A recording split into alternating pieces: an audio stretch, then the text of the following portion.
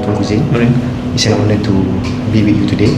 Your presence was both meaningful and distinguished, especially for the platform to instill the code of conduct and elevate a man, not only for Malaysia but globally. So your own journey, the public service, the cultural, the patron, exemplify this ideal, this noble ideal. So before we begin this interview, may I ask, what's the recent moment that inspired you?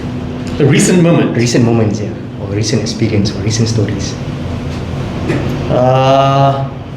Graduation ceremony at Ideas International School. Fantastic. So it's always a reminder when you go to these ceremonies and you hear the accounts from the kids. So Ideas International is a spin-off from Ideas, so it runs independently now. It's a school originally for refugee children, but now we accept Malaysians as well, but still a lot of mostly refugees. And so when they graduate, it's a very happy moment for them. This is IGCSEs.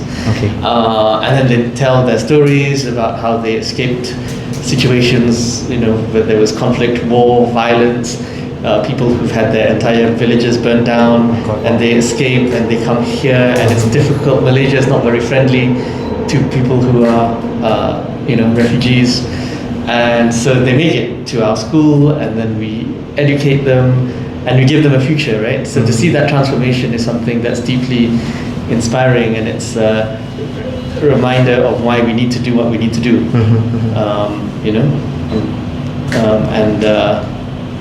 I had the opportunity to play with one of the kids. Okay. Was a big fan of The Greatest Love of All. Okay. She wanted to sing The Greatest Love of All, so I thought I could play, and then she came over to the house. So they sang together. Yeah, and then we presented it at the graduation. It's always sometimes life in KL or in Negeri Sembilan, doing so many things,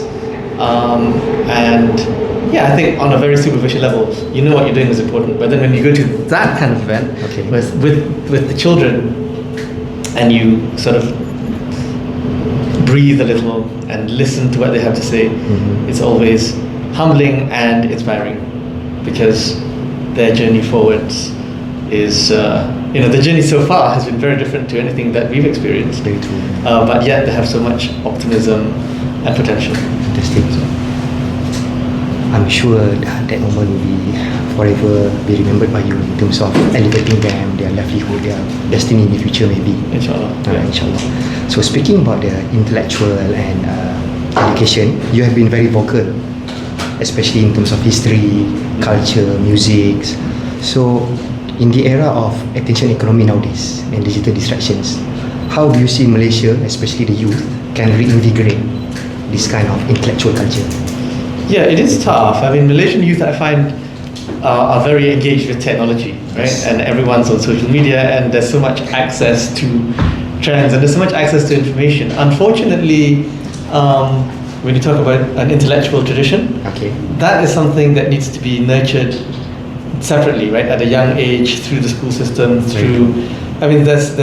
look, I don't want to say, there are no Malaysians who do this. There's so many bright, engaged, and curious Malaysians who do carry the torch of intellectualism. I mean, look, here at Ideas, these people, a lot of these interns, for example, they're people who, they could have become investment bankers or management consultants, but they're here because they believe in bettering Malaysia. They want to change public policy for the benefit of Malaysians. So there is clearly a strand of advocacy, activism, combined with intellectualism. But it needs to be multiplied so much more. And I think the only way to do that is reform in the school system. Every time there's a new Minister of Education, I go and talk to them, and I try and say, look, and I give my ideas about how we should, for example, change the teaching of history, not only to involve more critical thinking, but also to have more narrative form, right? We should be writing essays. Kids should be writing essays, because that sort of is so important Instead of using ChatGPT, Tunku, Sorry? writing essay instead of using ChatGPT. Yes, well, yes, exactly. Writing essays instead of using ChatGPT, or even instead of doing multiple choice, right? Because you need to cohere an argument, you need to plan ahead about what you're going to say on page 3 when you're still writing page 1. Okay. So that's a really important feature of education, which I think is lacking these days. And also, of course, the content. I mean, a lot of the history is written with political intent. I think that needs to change. And the other thing I keep saying to the ministers is include more civic education, right? And link back that to history as well. Okay. Sort of, for example, understanding our institutions, right? Why do we have Parliament? What does it do? What's the difference between Dewan Rakyat and Dewan Negara? What is the role of the Majlis Raja Raja? Who appoints the IGP, right? Who appoints the judges? Which is obviously very topical, these last few weeks. So Tunku, you are talking about the moment of creation, yeah? The creation of Malaysia, the creation of this system. Well, that, yes. I mean, understanding the constitution, I think, and how that's evolved since. Because as we mature as a democracy, it's extremely important that new voters understand the institutions of that democracy and how, yes, we have many features which are common to other democracies around the world, but we also have our own unique institutions, which is a product of our history and which is reflected in our constitution, and which is shaped, of course, by subsequent political developments. But it's important that this is taught. Yeah. Fantastic, always masterpiece. Okay, speaking about history just now, what do you think, Tunku, the key lesson from history do you believe Malaysia must learn to navigate the challenges that we are facing? There's no one thing. I mean, I think it's, if I really had to choose one thing, it would be understanding our federal constitution. How that came into being, why it was written in that way, and how that continues to affect our lives today. And also, why it should continue to be the stone, the keystone of how we move forward. I mean, there are lots of people in Malaysia today who say, and in history, who say the constitution should be discarded, right? The communists, for example, say this is rubbish. We should be a communist republic. And then, of course, there's the theological side. The people who say, ini haram, it should only be Sharia, right? So I think there are different arguments about the legitimacy of the federal constitution. So I think one of the things which is really important is to have young Malaysians understand why it is so important, why it is legitimate, and why it should continue to be the guiding light for everything else in our country. The anchor, the guiding light was fantastic. So again, we focus on historical, but now historical figures. So in your opinion, Tunku, whether from Malaysia or abroad, who do you believe serve as a compelling models for today's leaders in Malaysia? I mean, I think the easy answer is going to be Tunku Abdul Rahman in the case of Malaysia, but I think there are others. I mean, I would say even my great-grandfather, Tunku Abdul Rahman, the first young I think people don't realize that the rulers, and he in particular, having a background in law, had a lot of contributions in the forming of our federal constitution juga, and of course. So I mean, I don't want to keep spouting names, but I think the easy answer is Tunku Abdul Rahman, because he was simultaneously someone who experienced so much. I mean, from the perspective of law, from the perspective of living through the Japanese occupation, from the perspective of understanding how other countries were becoming independent after the collapse of the British Empire, the whole period of decolonization. So I think he was the right man at the right time. And of course today, I think while there are many, many brilliant people out there, I think it's also important to understand, if you want to be a leader, that being a leader takes many, many forms, number one. So you can be a leader and an inspiration to many people in many areas, but there's some people who only want to be a leader in one specific type of leader in one specific institution, right? They say, I want to be Prime Minister. I think that's not necessarily a good attitude to have for an aspiring leader. You gotta sacrifice your ambition sometimes, and based on the context of the time, and understand that there are many other areas where you can be effective as well. So especially when, I mean, in every sector, things change so quickly. Right? Speaking about that, you are one of the rare figures that exemplify Renaissance man.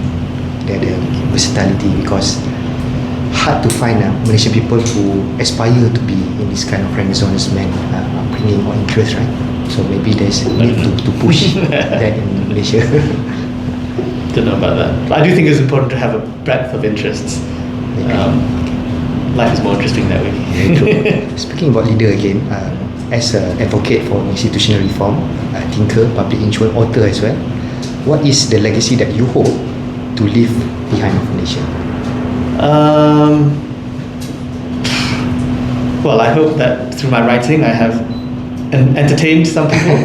I hope that through ideas, I've played a small part in helping to move public policy in a better way, and through the educational institutions that I'm on, I hope that I've helped to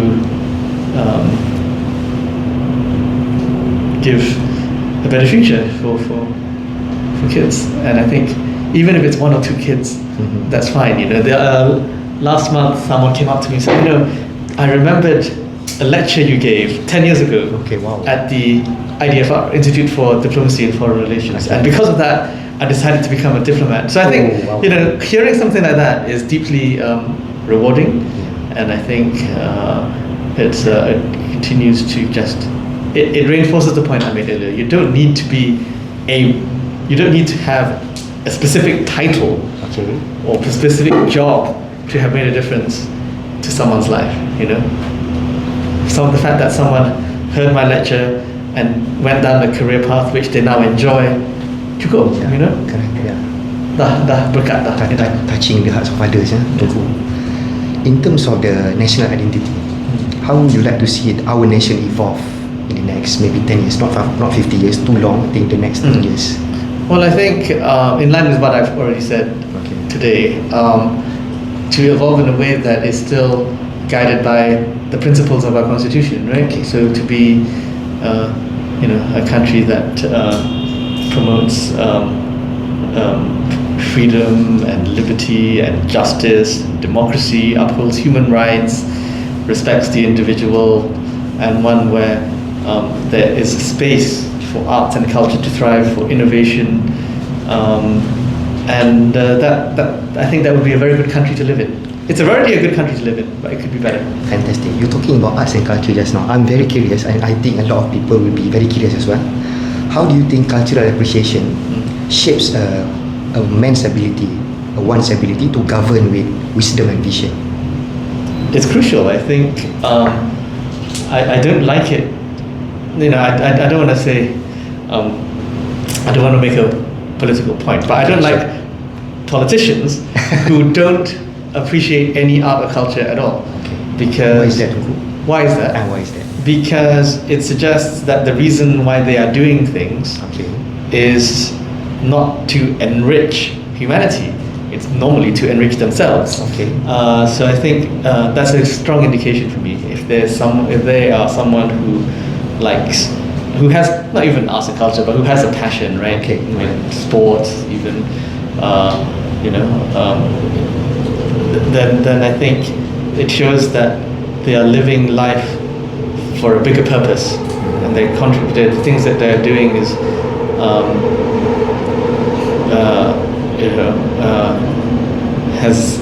is not just superficial. I think that's what being human is about.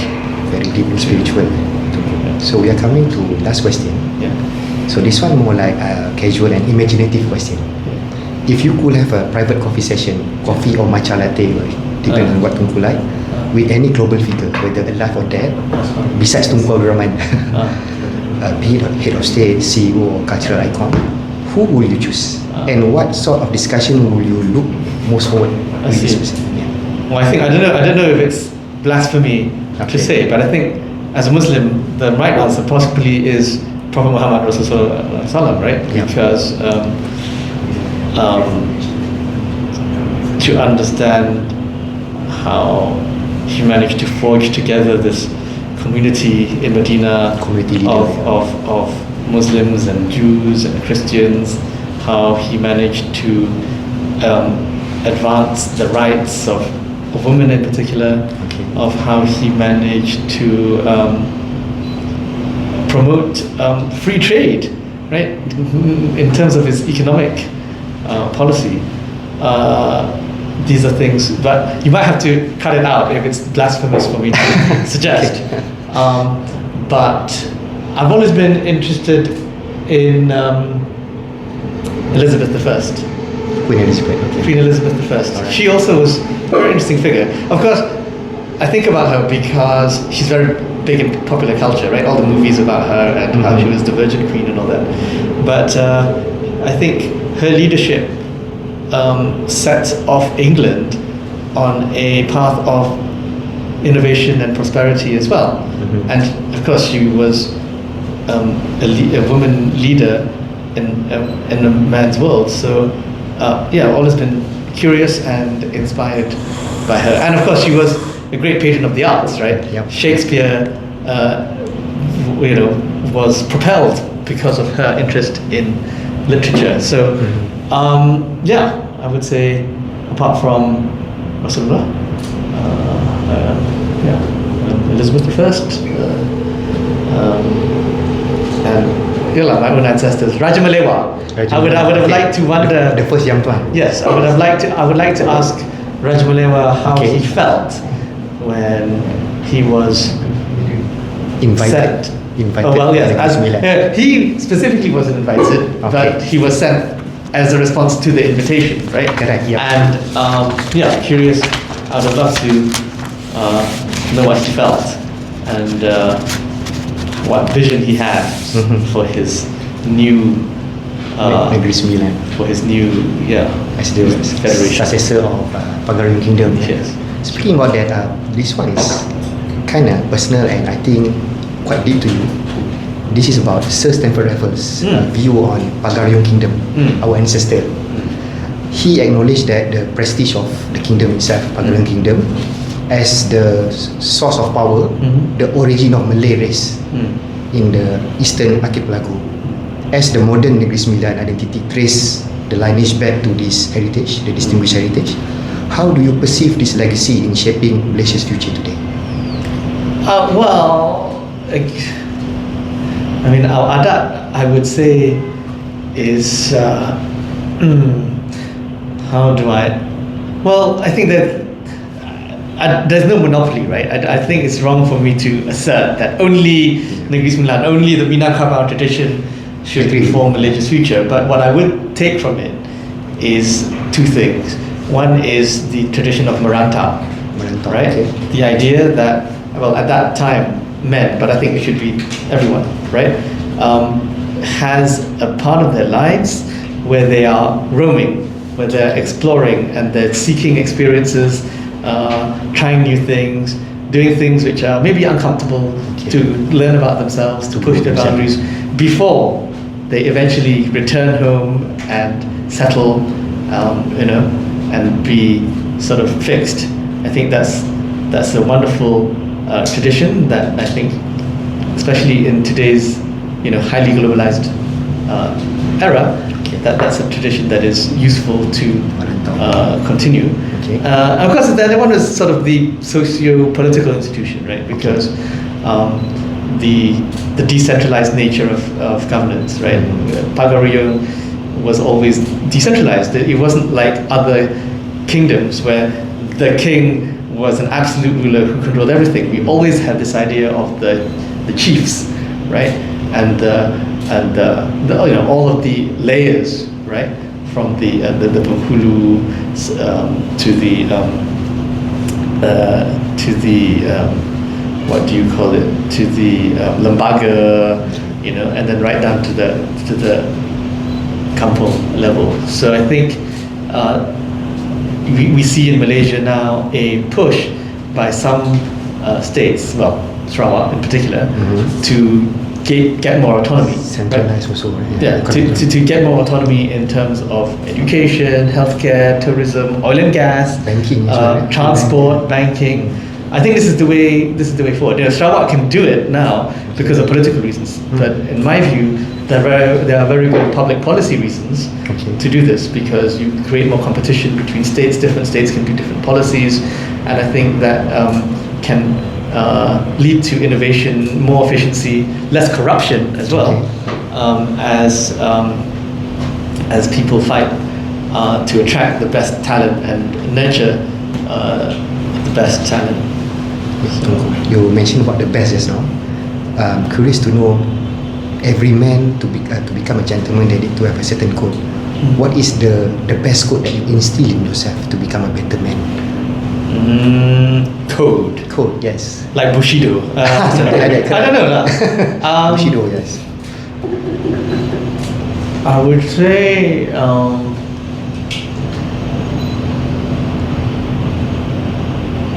I don't know how to say it, except that I would say